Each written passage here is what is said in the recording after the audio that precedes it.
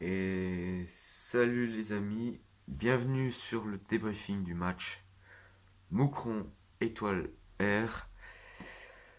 Alors, pour être honnête, je sais pas comment appeler cette équipe de R, mais on va dire R tout simplement.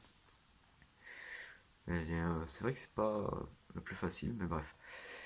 Alors, nous avons, nous avons battu cette équipe largement sur le score de 5-2 avec des buts signés euh, Owen de Calloway, Idir Wali, Martin Heuss et un doublé de Matteo Bizarre. Alors voilà, c'est un résultat large, surtout si on retire les deux pénaltys complètement injustes. Alors le premier penalty, il est complètement injustifié parce que la faute, on ne la voit pas. Pour moi, alors moi j'étais placé, j'ai pas été le mieux placé, mais où j'étais, je ne voyais pas la faute. Ainsi que le deuxième penalty.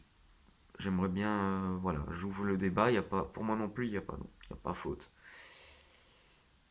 Et on sait que c'est, c'est toujours Moucron.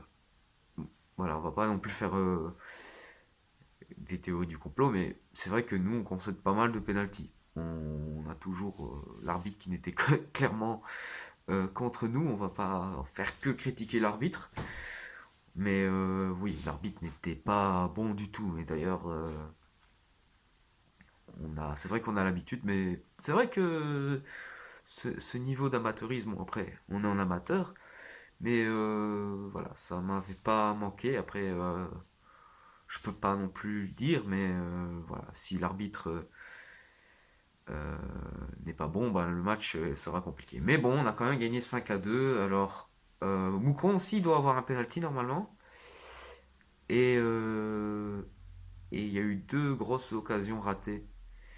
Euh, voilà. Donc le score aurait pu être beaucoup plus large.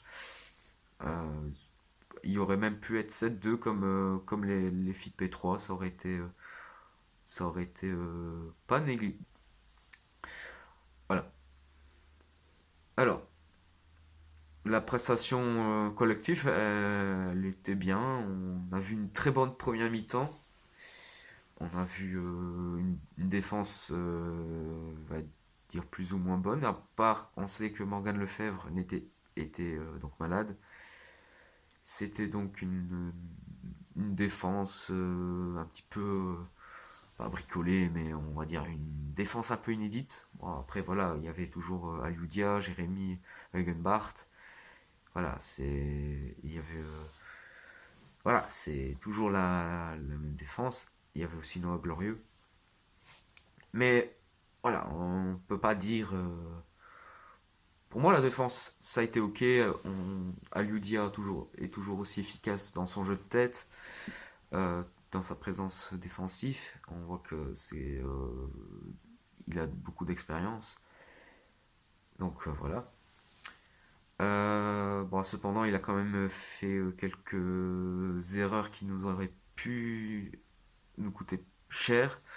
Mais bon, voilà, c'est les on va dire que les buts n'étaient pas de sa faute, pas du tout même.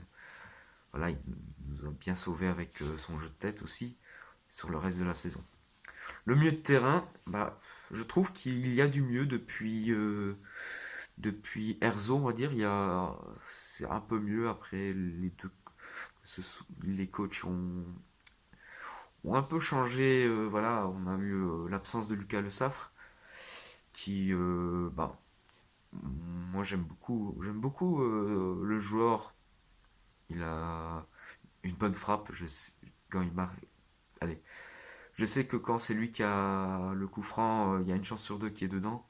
Mais voilà, j'aime beaucoup la disposition de ce joueur. Voilà, là c'était Kossour était de retour dans le 11. Enfin, je sais pas s'il était à temps pleuve, mais voilà, il était de retour depuis Herzog. Il c'est vrai que on n'a pas, j'ai pas grand chose à reprocher sur ce milieu de terrain.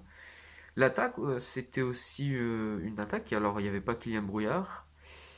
Il y avait le jeune Owen qui a marqué. Et c'est son deuxième goal de la saison, je crois.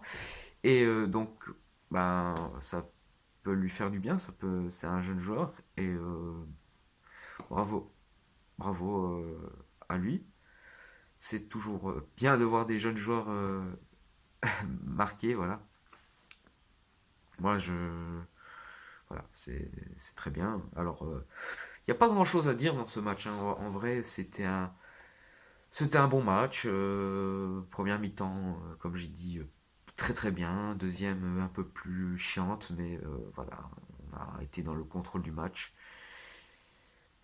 Peut-être on a dû se préserver parce qu'il y a des matchs, on a encore un match à Lugnes à jouer, on doit encore aller à Obiji. Voilà, il reste encore 8 matchs et ça va être une grosse course. Pour l'instant, donc, on est deuxième. Alors, Lugnes a toujours 4 points d'avance sur nous. Et attention, parce que derrière, ça pousse, hein. Il y a Obiji qui pousse. Il y a Étainbourg, pardon, qui. Ouais, Étainbourg qui. Pardon, j'ai complètement confondu. Étainbourg qui pousse aussi. Et Erzo qui reste toujours là malgré tout. Méfiance, parce qu'on peut vite monter comme on peut vite descendre. Le top 6 il est ultra serré. Et voilà, moi j'y crois encore au titre. Sur ce, ben, à la prochaine et allez Moucron.